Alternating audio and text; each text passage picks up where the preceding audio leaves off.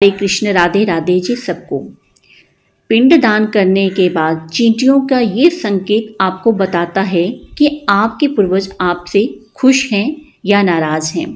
तो आइए जानते हैं इसके बारे में संपूर्ण जानकारी।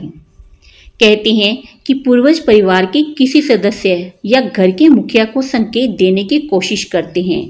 ये संकेत बताते हैं कि आपके पूर्वज अपने परिवार के सदस्यों से खुश हैं या नाराज।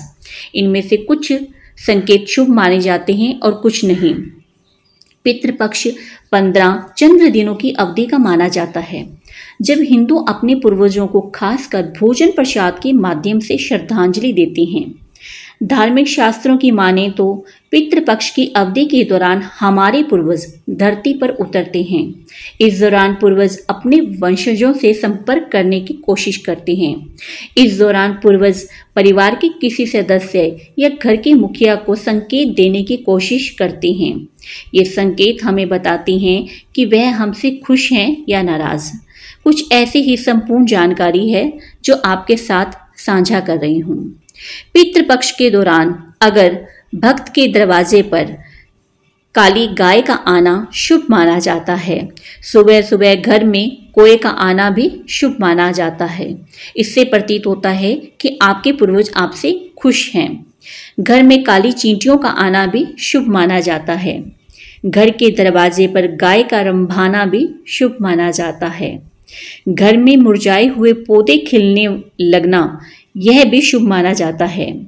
वंशजों को सपने में अपने पूर्वज खुश दिखाई दें तो माने कि आपके पूर्वज आपसे प्रसन्न हैं। भक्तों को खाना खाते हुए दिखाई देना यह भी शुभ माना जाता है। इसके अनुसार अगर आपके पूर्वज आपसे नाराज हैं और पितृपक्ष के नाराज होने के भी कुछ संकेत माने गए हैं, जो इस प्रकार हैं। माना जाता है कि अगर आपके खाने में बार बार बाल आए तो समझ लेना चाहिए कि आपके पितृ आपसे नाराज हैं। अगर आपके सपनों में पितृ नाराज हैं या खुश नहीं हैं तो समझ लेना चाहिए कि आपके पितृ आपसे प्रसन्न नहीं हैं।